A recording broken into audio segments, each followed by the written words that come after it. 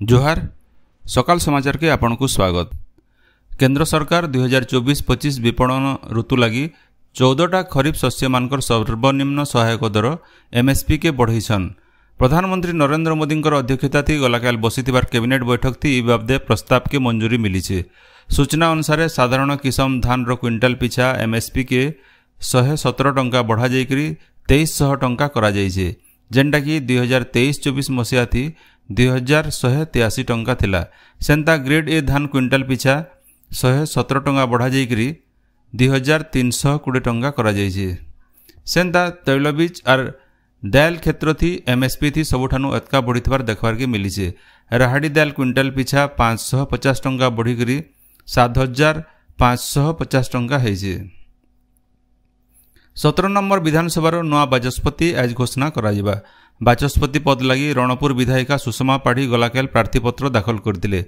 विधानसभा थी बीजेपी आवश्यक संख्यक सदस्य थिबारनु श्रीमती पाढ़ी निर्द्वंद थी निर्वाचित हेबे बोली जना पड़ीछे। इनु जनै दिया जाय पारे जे गलाकाल बीजेपी विधायक दल बैठक थी सर्वसम्मतिक्रमे बाचस्पति पद लगी श्रीमती पाढ़ी को मनोनीत करा जायतिला। श्रीमती पाढ़ी 2004 नु 2009 मसीहा तक बीजेडी बीजेपी मेंटो सरकार थी मंत्री थिले। मुख्यमंत्री मोहन चरण माझी राज्यर पूर्णांग बजेट प्रस्तुत करबार आगुनु समाजर भिन्न भिन्न वर्गर प्रतिनिधि मानकर मत मागिछन। आजठानु जुलाई 5 तारिख तक मतामत नियाजिबा बोली सूचना मिली छे। राज्य आबाकाल आंतर्जातिक योग दिवस पालन कराजिबा। एथिर लागि मुख्य शासन सचिव प्रदीप जेनांकर अध्यक्षता थी लोकसेवा भवन गलाकाल गोटे समीक्षा बैठक हो जाइछे। राज्य स्तरीय अंतर्जातीय योग दिवस भुवनेश्वर कलिंग स्टेडियम न हेबा। इतार सहित भिन्न भिन्न जिल्ला योग दिवस पालन कराजिबा। राज्य स्तरीय उत्सव थी मुख्यमंत्री जोग देबार की थिबार बेले जिला स्तरीय कार्यक्रम थी सांसद और विधायक माने जोग देबे बोली बैठक नु सूचना मिली छे। आघर मुख्यमंत्री आउ बिजू जनता दल रो सभापति नवीन पट्टनायक विरोधी दल नेता भावे निर्वाचित होइछन। बीजेडी विधायक दल रो बैठक थी गलाकाल समकर सहमति थी श्री पट्टनायक को नेता भावे निर्वाचित करा जाइछे। इतार सहित बीजेडी रो वरिष्ठ नेता और रेढ़ाखोल विधायक प्रसन्न आचार्य को विधायक दल रो उपनेता भावे बछा जाइछे। सेंता विधायिका प्रमिला मल्लिक विरोधी दल रो मुख्य सचेतक आउ प्रताप केशरी देव उप मुख्य सचेतक भावे दायित्व संभालबे। गला मंगलवार दिन होइतिबार यूजीसी नेट 2024 परीक्षा के बातिल करा जाइछे बोली नेशनल टेस्टिंग एजेंसी एनटीए तरफु कहा जाइछे। स्वराष्ट्र मंत्रालय भारतीय साइबर अपराध समन्वय केन्द्र राष्ट्रीय अपराध विपद विश्लेषण शाखा तरफु यूजीसी नेट परीक्षा थी अनियमितता होइतिबार सूचना मिलिथिला। ई सूचना के आधार करी परीक्षा के रद्द करबार लगी शिक्षा मंत्रालय निष्पत्ति नैछे। सियाडे परीक्षा थी होइतिबार अनियमिततार तदंत लगी सीबीआई के दायित्व दिया जाइछे। इतार सहित आउ थरे हेबार के थिबार यूजीसी नेट 2024 परीक्षार तारीख बाबदे आवा दिने घोषणा करा जिबा बोली कहा जाइछे।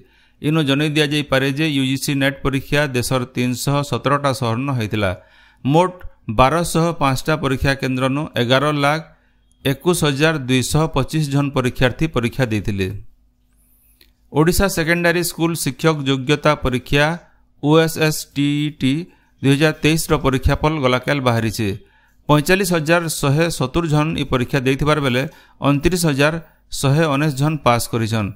परीक्षार्थी मोट पास हार 64.05% रहिछे। परीक्षार्थी माने बोर्ड वेबसाइट नु जाइकरी सेमानकर मार्कशीट डाउनलोड करि पारबे बोली माध्यमिक शिक्षा परिषद तरफु कहा जाइछे। आबा शनिवार दिन पुरी श्रीमंदिर न महापुर मानकर देवस्नान पूर्णिमा हेबा।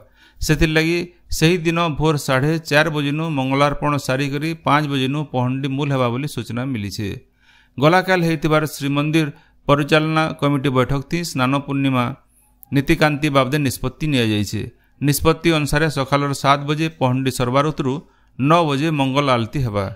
ऊपर बेला 3 बजे छेरा पहरा आउ 3:40 थी महाप्रभुंकर हाथी बेश कराजिबा।